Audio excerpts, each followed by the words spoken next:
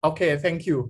A very good afternoon to all participants. Welcome to the group presentation 1 of ASEAN Youth Initiative Empowerment Program. My name is Dias Kurniawan, as you may know, I'm Ali. I'm working with I'm a project leader of AYIEP to 2021, and I will be your host for today's lecture. So first thing first, I would like to greet our esteemed facilitator. As you may already see him before in the opening ceremony, Dr. Dhafri Agus Salim, Executive Director of ASEAN Study Center UGM.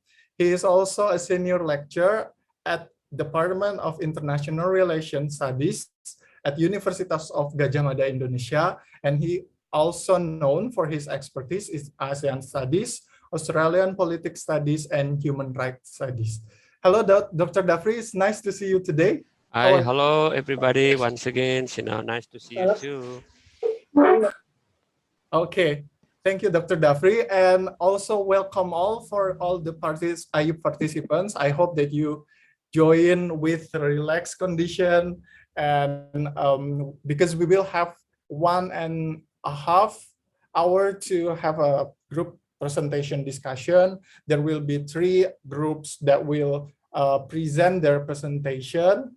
That the topic of the theme rely on our previous lecture, which is in regards to the coronavirus, if I'm not mistaken.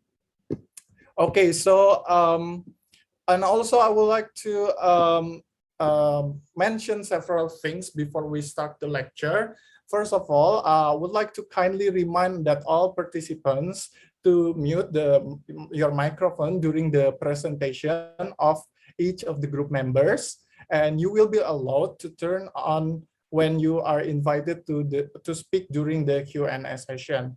Each of the group presentation will have 30 minutes of allocated time to present the presentation, and we also would like to encourage each of the group to entertain hand-raised question coming from the other audience from other groups. So during this time, you may have, we would like to expect that you will have a lively discussion between those who present their presentation and those who are watching the presentation. After these allocated 30 minutes, Dr. Dhafri will give a little bit of remarks towards the presentation, and then if concluded, we move to the next presentation. So that's for today's agenda, and then for the audience, you could join the discussion by raising your hands. And if you have some question to ask, but you're shy to ask directly, please feel free to drop your question on the chat box. And later, I would like to invite the presenters to also take a look on the chat box if there are any question raised by the other participant. So I think that is all for the agenda. So I would like to invite the first group representative to turn on the camera and then start to share screen. Hello, okay. I'm from group 1. Can I start screen sharing now? Yes, sure. Okay. Permission Ricky? already. Great. Ricky, hello. Hello, Ling. Can you hear me clearly? Yes. Yeah, okay. Should we begin now? Sure. Okay. All right. So good afternoon, everyone. So before we start our presentation, I would like to encourage you guys to go to this link, www.menti.com. It's already included in the comment box. And use the code 44835073. And please answer the question, how do you feel during the COVID-19 pandemic? You have 1 minute to put your answers, guys. It doesn't have to be long. You can just say lonely or sad or whatever.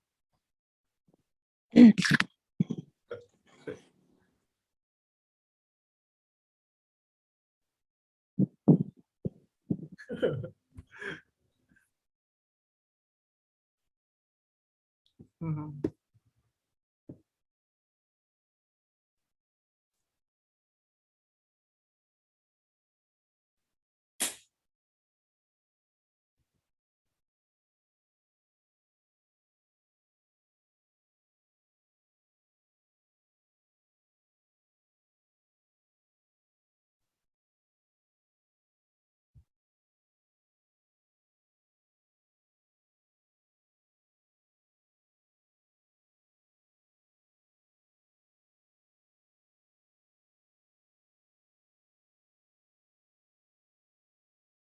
All right, I think that's already 1 minute.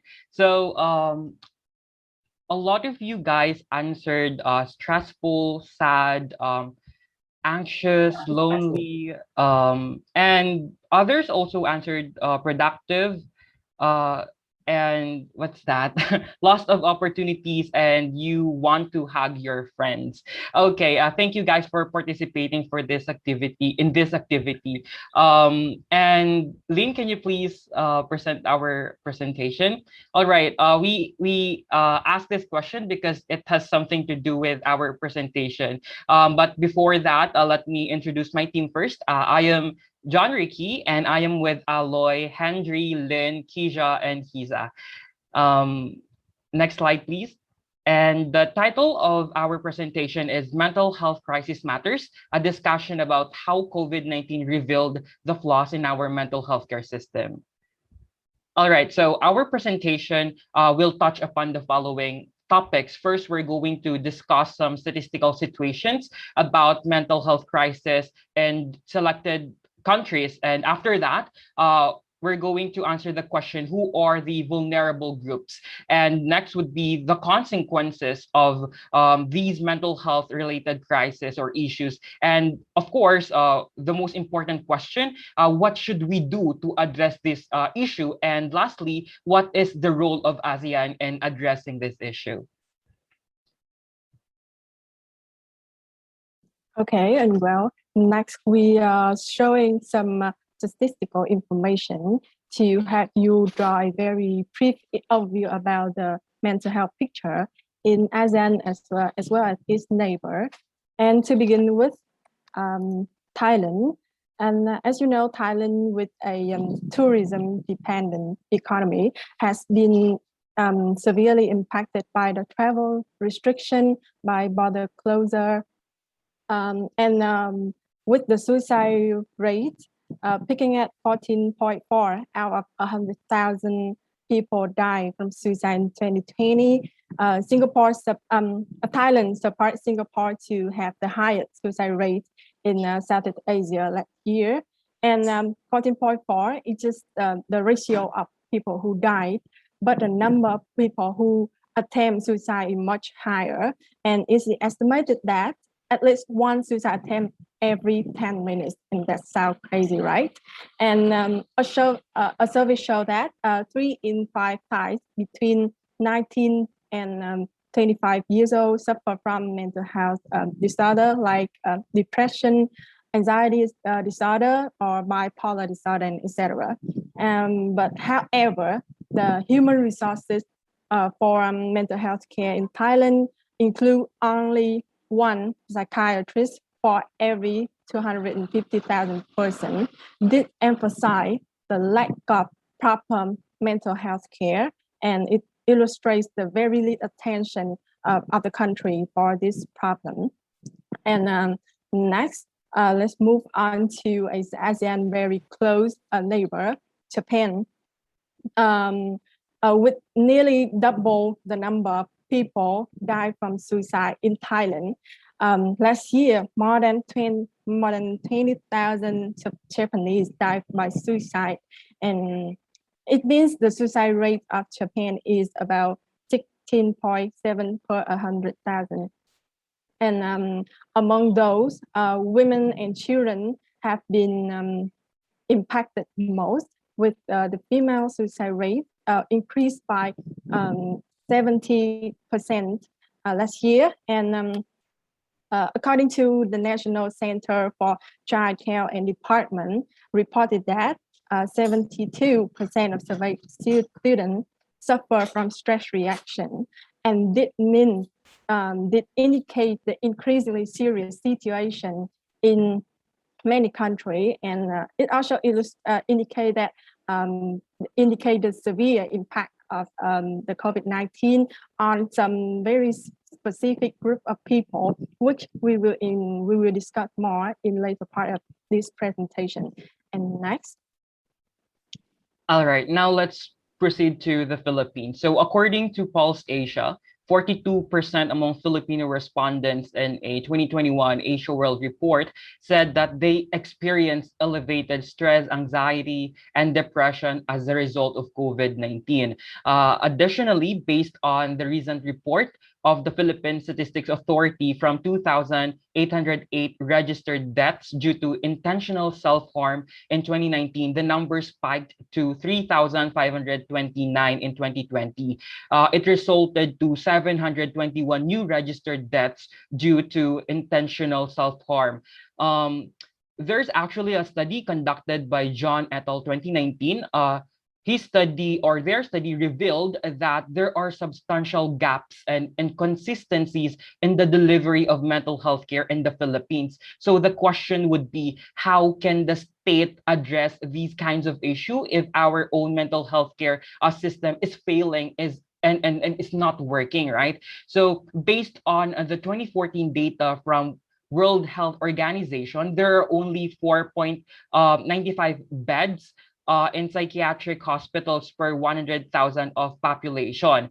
In addition to that, there are only 2 tertiary care psychiatric hospitals here in the Philippines. One is the National Center for Mental Health in Mandaluyong City, which has a 4,200 beds, and the other one is in Mariveles, the Mariveles Mental Hospital in Bataan, Mariveles Bataan, which has 500 beds. It's very low compared to the total population of the Philippines. So if there are people, or if there are Filipinos who want to get diagnosed or get special treatment with their problems when it comes to mental health, I think it would be hard for our country to accommodate them, considering that there is a low number of available bedrooms. Also, the ratio of mental health workers per population in the Philippines is 2 to 3 per 100 population. I wasn't able to find a more recent data about that, but it's in 2006, and it's from World Health Organization and Department of Health. So it's also low compared to the suggested and recommended ratio of the World Health Organization. If I'm not mistaken, it should be 10 is to, I think it's 10 is to 100,000. Yeah. All right. Okay. So to have a picture or overview of what do mental health care facilities look like in the Philippines, you can refer to these photos.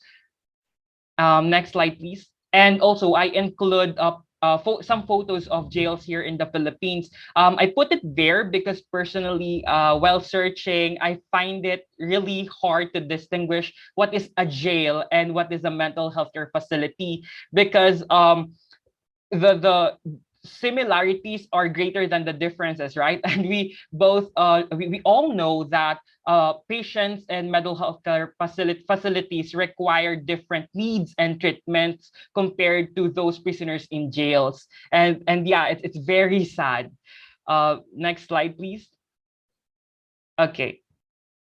Next, we will talk about a mental health problem in Indonesia during this pandemic. In Indonesia, a mental health survey from the Association of Indonesian Mental Medicine Specialists, or BDSKGI, on 1,552 respondents state that the respondent regarding anxiety, depression, and trauma shows that the largest number of respondents are women aged 14 to 71 years, with the percentage is 76.1%. And it also mentioned that 63% of respondents experience anxiety and 66% of respondents experience depression due to the COVID-19 pandemic, with the symptoms are excessive worry about bad things, irritability, and difficulty getting relaxed. By knowing this data, we know very well that mental health problems in all countries, especially in Indonesia, are important problems. Next, please.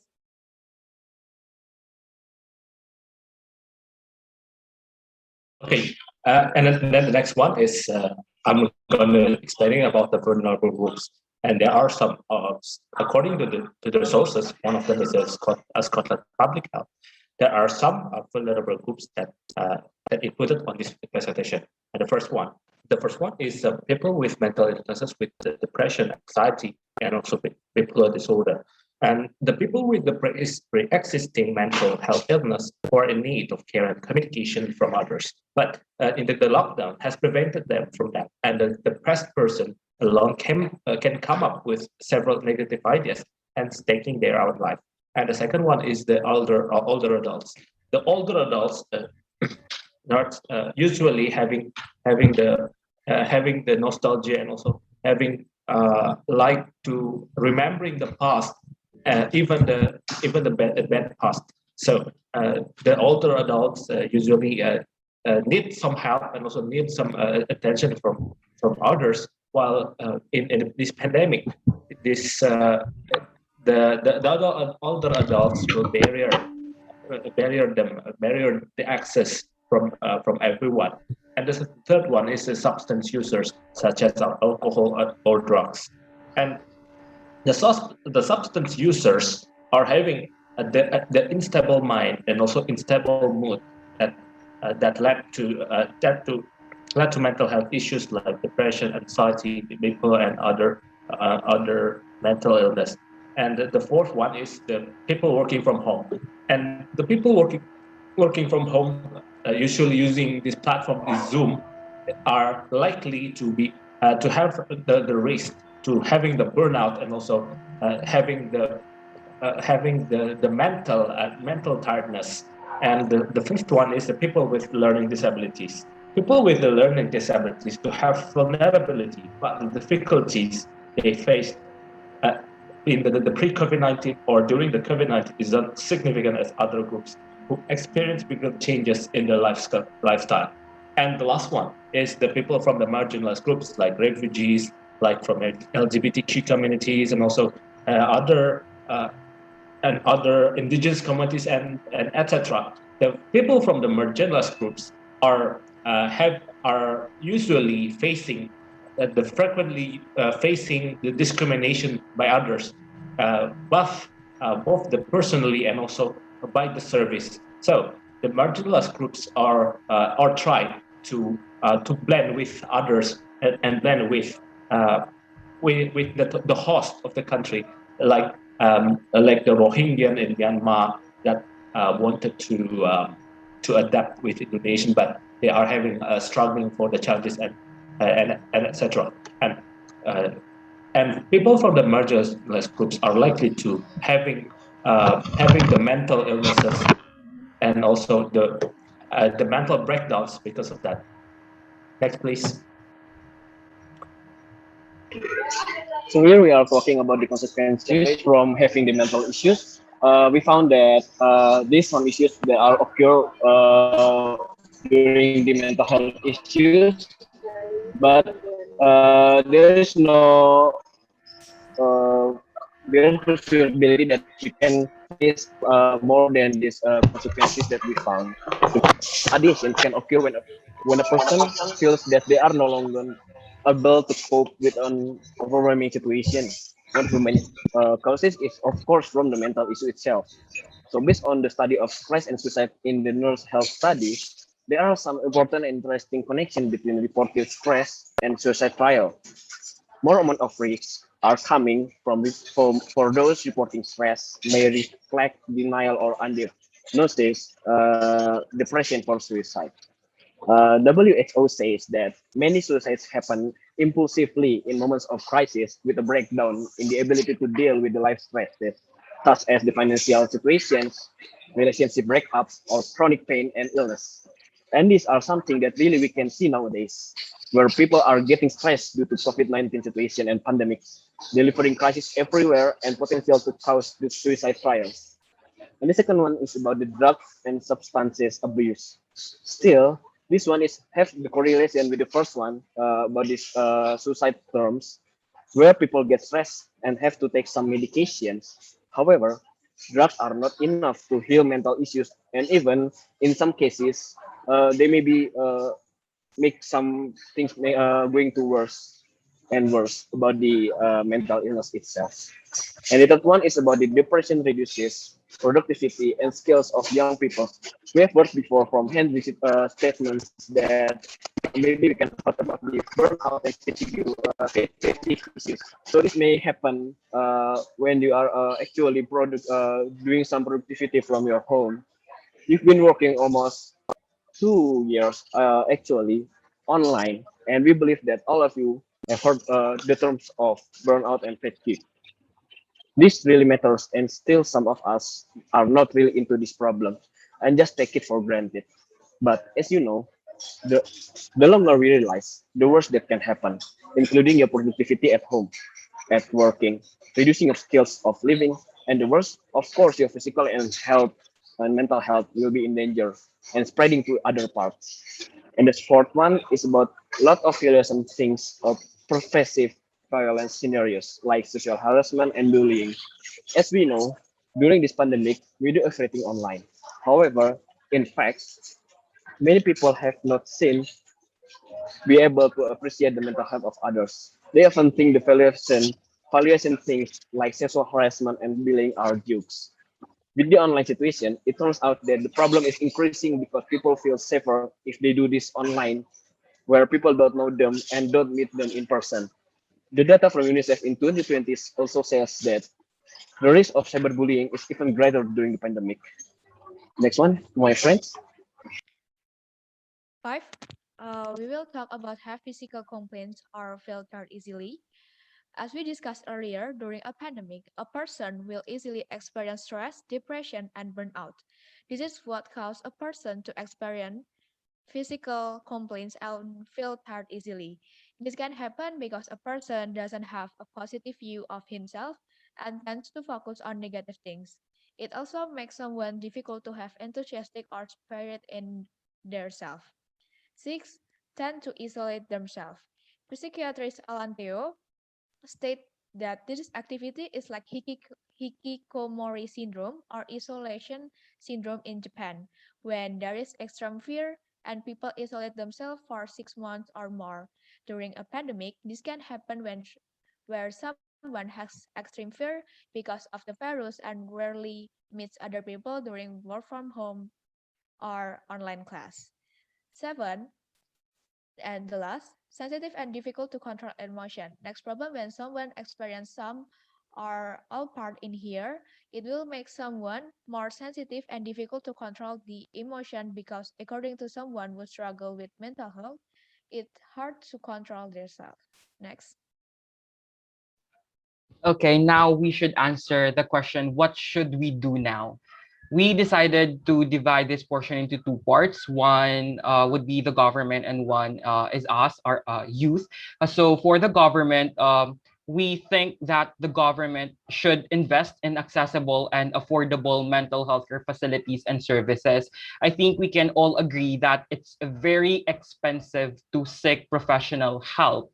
That's why the government should make it more affordable for everyone. Next would be incentivize the mental health professionals, particularly those who are serving in far-flung areas. One of the reasons why the Philippines is lacking of mental healthcare professionals is because they are underpaid.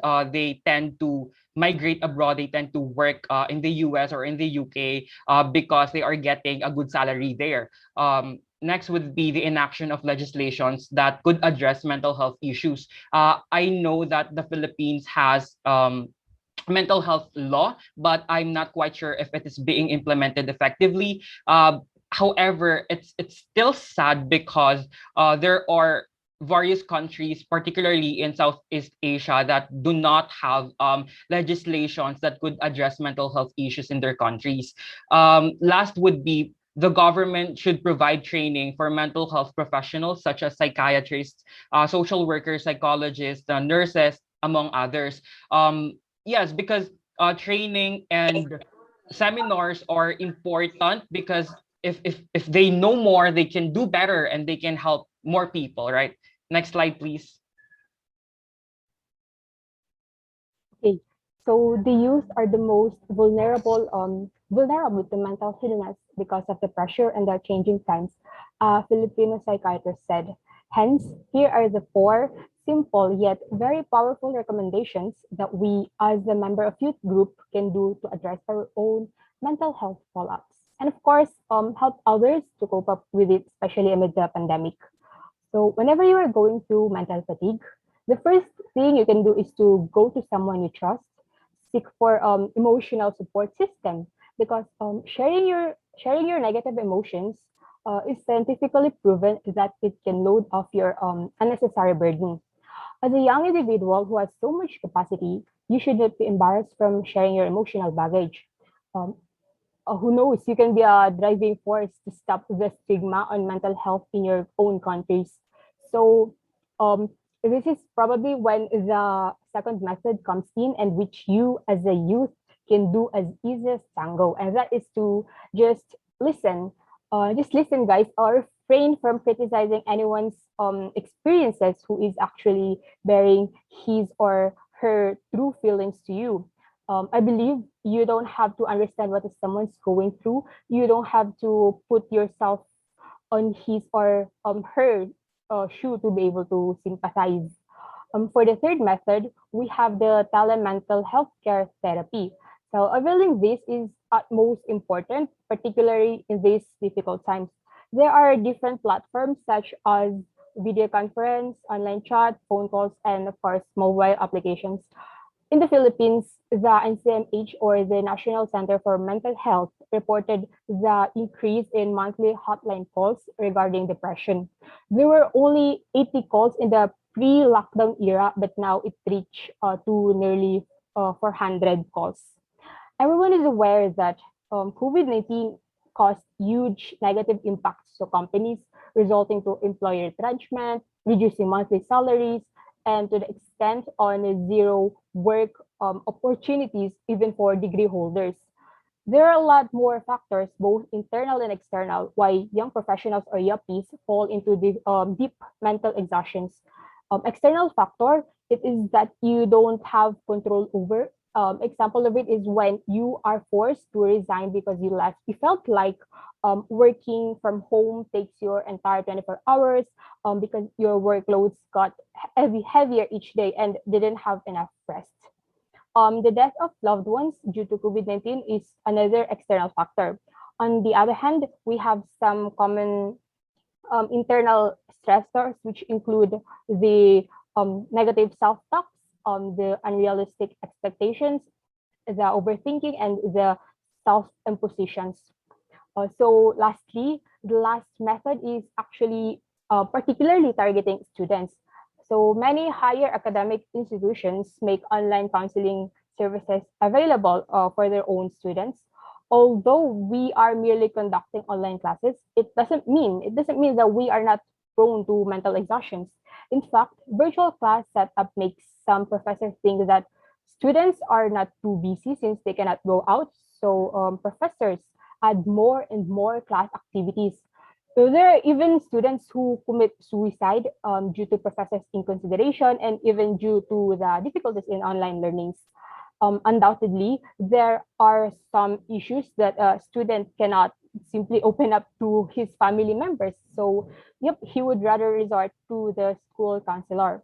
Last COVID-19 has indeed forced us to many changes in our daily lives, and that includes our mental health conditions.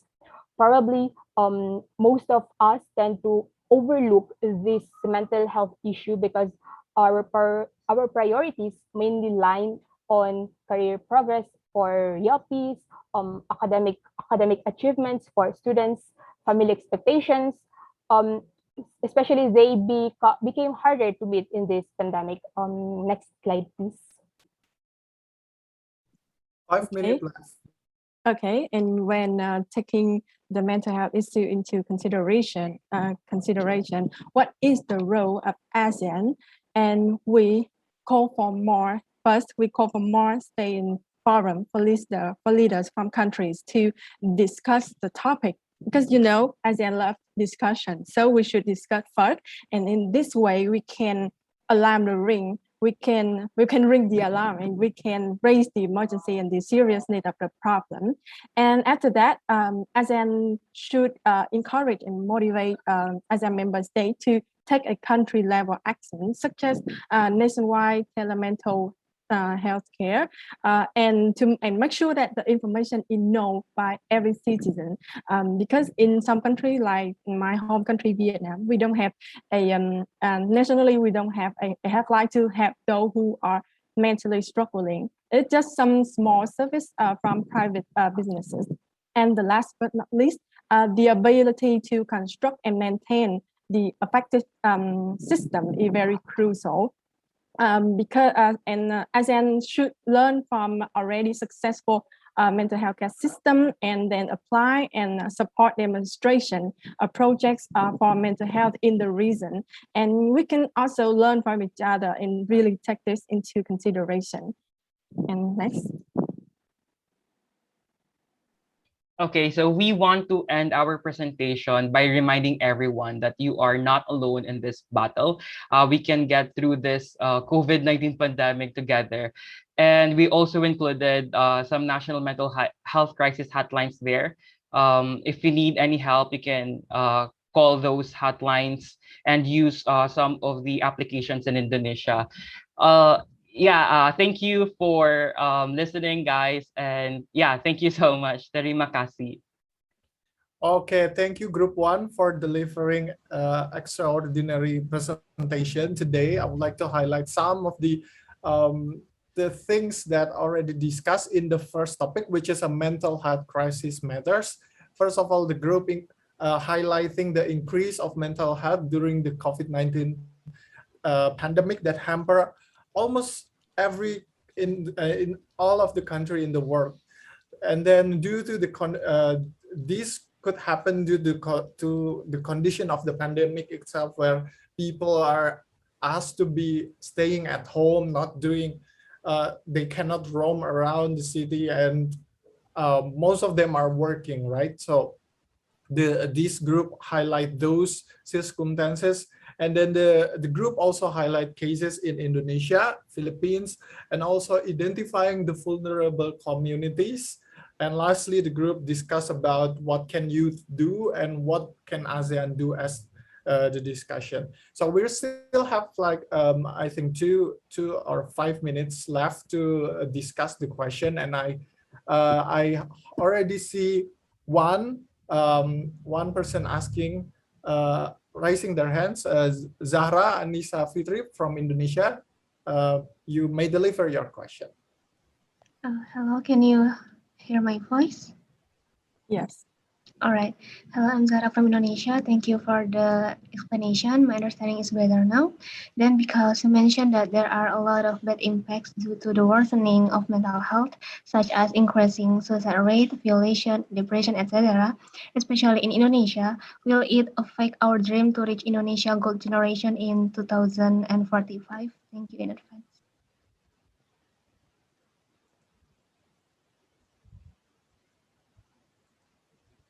Okay, Group 1, you may answer the question.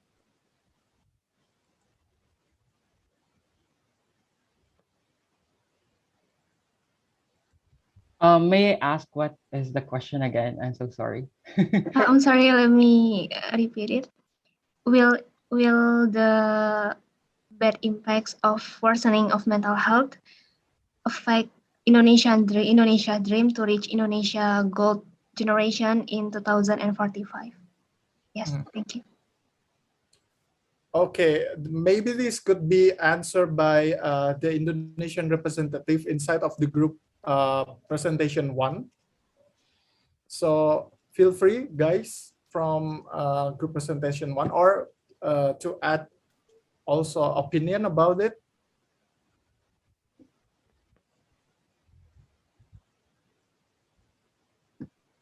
We have Aloysius, Bimo, Hendry, Surya, Kezia from Indonesia in the presentation 1. Do you want to respond to that?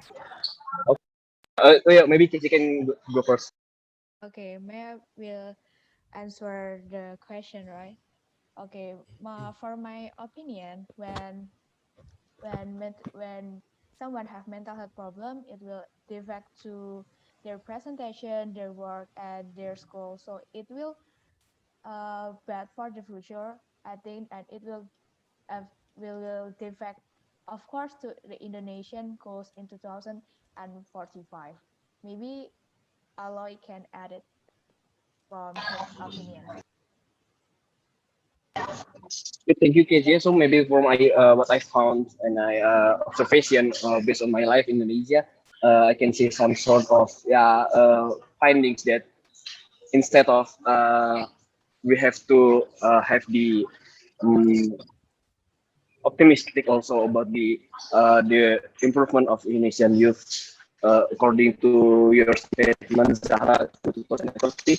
But besides these issues that occurring in all around the world, especially in ASEAN, I have some some optimistic also because we can see that the government itself also always giving the helps and the to improve all the students from all around the world. Maybe from the university itself, we come from many kind of university in Indonesia.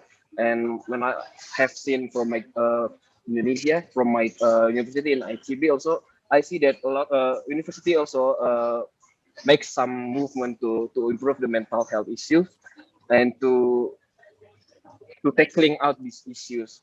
So I think it will be not disturbing the Indonesian mission about the 2030, about the Indonesian youth to be a better person in the future. I think it's from me. Okay, great. I hope that answered the question. So next, maybe we could entertain one more question and then move to Dafri to provide a response towards the presentation. So we have Gerard right now. Gerald, can you deliver the question now? Great. Sure. Hello, everyone. Good afternoon. Thank you again for your amazing presentation. My question is, may I ask what is the group's perspective in tackling cultural norms among Southeast Asians or Asians in general, particularly parenting attitudes towards pressuring their children to succeed and take on particular paths? What are your thoughts in reconciling this issue at the same time not alienating our parents and their generation in tackling such issue? Thank you. Okay, group one. Yeah, I'll try to answer the question. Okay, so I'm a BS Human Ecology student, and we are studying. We are also observing, what do you call this, school children, preschool children in our university pre-COVID-19. I think what we can do is to address that norm, to educate our parents. It has also something to do with the cultural knowledge, and I think it's also, yeah, my point is that we need to educate them what they need to do, and also we need to address other factors as well. For example, we need to understand where are they coming from, what are the reasons why their parenting style are like that, and we can proceed with other solutions from that. That's my personal take. How about you guys, my group mates? Are there any response from the group mates? Okay, and Ricky had this answer in terms of some people surrounding the children to address the problem, and with my answer, I would regard the role of the society and the school more broader scale. And I think the society, we can facilitate more communication and connection. I think that's important for people to feel more relief, to relieve their negative thoughts. And we should encourage and support and promote and make people communicate more and connect more in the COVID-19 in the pandemic. So I think that will reduce the stress and the burden over the children as well as other group of people. Thank you. Okay, great. I hope that answer for Gerard questions, right? So next we move to Dr. Dafri remarks to the presentation. So Dr. Dafri, time is yours. Thank you very much, Diaz. First of all, I would like to extend my great appreciation to this group, for such enlightening presentation for me. I like the way you provide the quantitative data in relation to the topic. I think it's a very important one. And also, I really appreciate that you propose some idea how to solve the problem or dealing with the problem, right? But still, there are some curiosities in my minds. There's some questions. For example, I'm just wondering how this group can convince us that the COVID-19 is really a main factor to increase the mental health problems in the countries that you become the cases of your studies. I mean, um, uh, I'm quite sure that the COVID-19 is not the only factors, all right? There's some other factor, let's say social and economics and blah, blah, blah. If you look at the Japan's data, as you already mentioned before, I think that's a good, but everybody's know that the problem of health, mental health in Japan already happens, long, long ago. Yeah, it's a problem of people say the industrial countries like Japan. So I think this will be good too for this group, for example, to provide data like Singapore, you know, data Singapore, in order to compare the problem facing by the country which is more quote unquote welfare to the other country.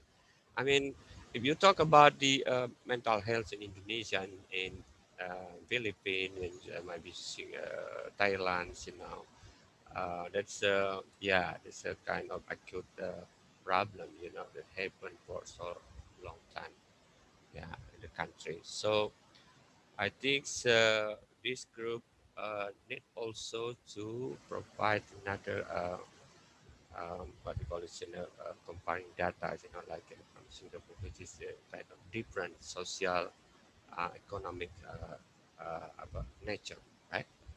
I think that the just my comments, but so there's not really any questions, except as I said before, how this group can convince us that the COVID-19 is the main factor in increasing the problem of mental health. That's the problem. Thank you. Okay, thank you. Do you want to add response, Lee? Yes, yes. Yes. Just Go ahead. a minute. I want to address your concern regarding Japanese situation.